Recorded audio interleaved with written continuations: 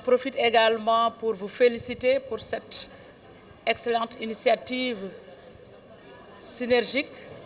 Il y a 2 semaines, je disais à Kigali, à 2 de nos sœurs de la Côte d'Ivoire et du Sénégal, qu'ensemble, vous êtes plus fortes. Le fait de réunir les féministes de l'Afrique de l'Ouest et du Centre a été une excellente idée et je vous prie humblement de maintenir cet élan dynamique. Et vous pouvez compter sur 2 leviers sûrs que vous avez déjà. C'est votre dynamisme, votre inspiration, mais votre sens de l'initiative pour contribuer à perpétuer le legs que les aînés nous ont légué. J'ai vu que vous les avez invités. C'est une bonne chose et je prie avec vous pour que cette dynamique soit maintenue. Donc sans plus tarder, je vais vous livrer le message de Dr Fatou Diané Gueye, empêché par des engagements antérieurs. Monsieur le directeur régional par intérim d'ONU Femmes pour l'Afrique de l'Ouest et du Centre, notre frère Maxime, je témoigne que vous êtes un Hifoshi. Et ce n'est pas aujourd'hui que cela a commencé. Mesdames, Messieurs les membres du corps universitaire, particulièrement les femmes universitaires, Madame la directrice exécutive de Jigéen Sénégal, Madame Yad, Madame la présidente de l'Association sénégalaise des femmes diplômées des universités, chers membres du mouvement féministe de l'Afrique de l'Ouest et du Centre, chères sœurs d'Afrique, distingués invités. C'est avec un réel plaisir que je prends la parole pour vous livrer le message de félicitations et de soutien de Dr Fatou Diané Gueye, ministre de la Femme, de la Famille et de la Protection des Enfants de la République du Sénégal,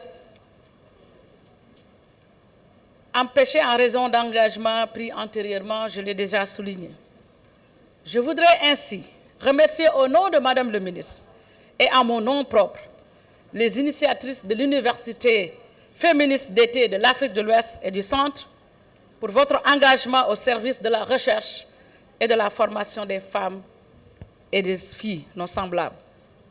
Mes remerciements vont également à l'endroit d'ONU Femmes, qui a appuyé l'organisation de cet important événement, mais qui accompagne le gouvernement de la République du Sénégal dans plusieurs domaines, et plus particulièrement dans notre politique d'égalité hommes-femmes. Aussi, je voudrais profiter de cette tribune pour remercier l'ensemble des universitaires pour leur auguste présence à cette importante rencontre. Madame la directrice de Jigéen Sénégal, veuillez recevoir à travers la voix de Madame le ministre les remerciements de toutes les femmes sénégalaises au-delà africaines pour cet investissement dans un secteur stratégique qui concourt à la revalorisation de la fonction ressources humaines, levier nodal du développement du capital humain. La promotion du capital humain de qualité est essentielle. Sa composante féminine tient beaucoup à cœur son Excellence M. Macky Sall, président de la République du Sénégal, qui lui a dédié une place privilégiée dans le plan Sénégal émergent, cadre de référence de toutes les politiques publiques. Mesdames, Messieurs, la présente initiative vient soutenir les divers efforts du gouvernement visant à améliorer l'éducation et la formation des femmes et des filles, 2 domaines qui ont connu des avancées considérables au Sénégal, mais qui entretiennent encore des défis, surtout au niveau du supérieur et des filières scientifiques.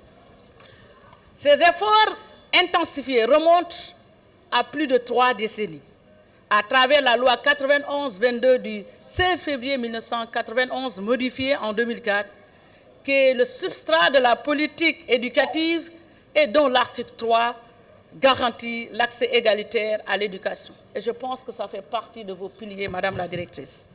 Dans cette perspective, notre pays, en adoptant le programme d'amélioration de la qualité, de l'équité et de la transparence paquet, réitère son engagement à la lutte contre toute forme de disparité dans les secteurs de l'éducation et de la formation, comme indiqué dans l'objectif de développement durable numéro 4.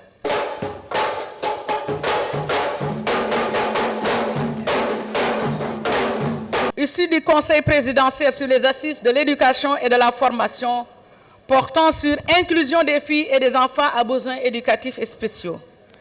Par ailleurs, notre pays s'est résolument engagé dans la promotion de l'éducation au numérique, des filles par une politique d'accès, de maintien et de déploiement de mesures incitatives.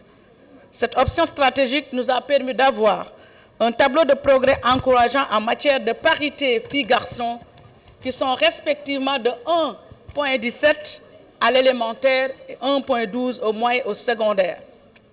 Mesdames, Messieurs, la cérémonie de lancement de la première édition de l'Université d'été féministe d'Afrique de l'Ouest et du Centre, qui nous réunit aujourd'hui, revêt une importance particulière compte tenu du rôle que la plateforme Jigéen Sénégal joue pour permettre aux jeunes filles et aux femmes d'accéder aux informations nécessaires à une éducation de qualité, au développement de leur leadership et la jouissance de leurs droits humains fondamentaux. Et je pense que la télévision que vous venez d'initier va jouer un rôle décisif et déterminant. C'est le lieu de vous en féliciter et de vous exprimer tous nos encouragements. N'a-t-on pas l'habitude de le rappeler? La connaissance des droits précède leur jouissance et la possibilité de les défendre et de les protéger également en est une. Ce sont les connaissances générées par l'éducation et la formation qui favorisent en définitive l'autonomisation de la femme, lui offrent la possibilité de se positionner dans les instances de prise de décision et de se protéger contre tout risque d'exclusion, de violence sur le genre ou l'exploitation sexuelle, entre autres. À cet effet, nous nous réjouissons que votre initiative coïncide avec la mise en place de la plateforme Jigéen SN, qui regroupe les femmes sénégalaises, toutes sensibilités confondues, en vue d'apporter leur contribution aux actions de préservation des acquis démocratiques, gage d'un développement durable, inclusif, participatif et sécurisé. En effet, la violence sexuelle et sexiste, surtout celle en ligne, les discours haineux, la désinformation constituent les formes les plus pernicieuses de censure liées au genre. Je pense que ça fait partie de votre combat. De même, l'émergence d'espaces de communication en ligne et de plateformes de médias sociaux qui permettent à pratiquement tout un chacun de devenir instantanément une source d'information et d'amplification et d'amplifier ce contenu à l'échelle nationale et internationale a constitué un bouleversement systémique et fondamental, et c'est lieu de vous inviter également à explorer ces questions. Sous un autre registre, la pleine harmonisation de notre législation relative aux droits des femmes constitue un défi majeur. Je sais que ça vous tient à cœur, parce que nous avons été interpellés plusieurs fois sur ces questions. Au-delà du constat que les réalités socio-culturelles constituent comme blocage pour la promotion des droits des femmes, il existe encore des textes législatifs qui maintiennent cette discrimination. Au cours de ces inégalités de genre se situent les notions de puissance paternelle. Je fais allusion au Code de la famille, j'ai apprécié tout à l'heure Tata Dior Fall Sow, procureur, attribué à l'homme dans un contexte de prolifération des familles monoparentales ou de crise économique, entraînant la direction d'un bon nombre de ménages par les femmes. Et je pense que ça fait partie du combat des féministes et c'est un combat légitime. La nécessité de prendre en compte cet aspect répond à un souci de combler un vide juridique en rapport aux besoins nouveaux découlant de l'évolution du contexte national, mais aussi d'harmoniser les textes nationaux aux conventions internationales favorables à l'égalité hommes-femmes.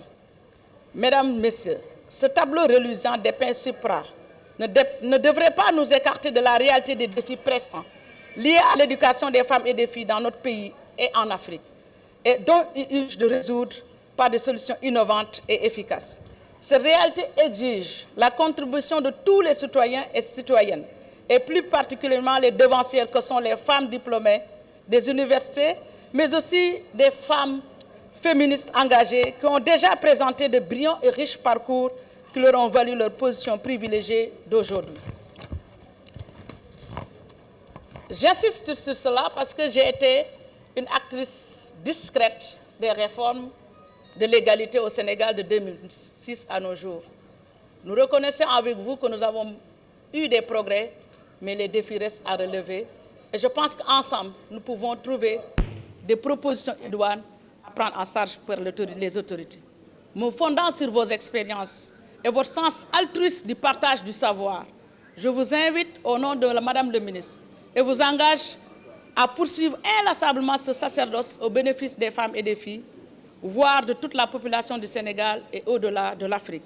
C'est sur cette note que je déclare au nom de Madame Fatou Diané Gueye, ministre de la Femme, de la Famille et de la Protection des enfants, ouvert autant pour moi les travaux de la première édition de l'Université d'été féministe d'Afrique de l'Ouest et du Centre. Vivement les femmes et les filles au rendez-vous du savoir et du militantisme agissant en Afrique. Je vous remercie de votre aimant.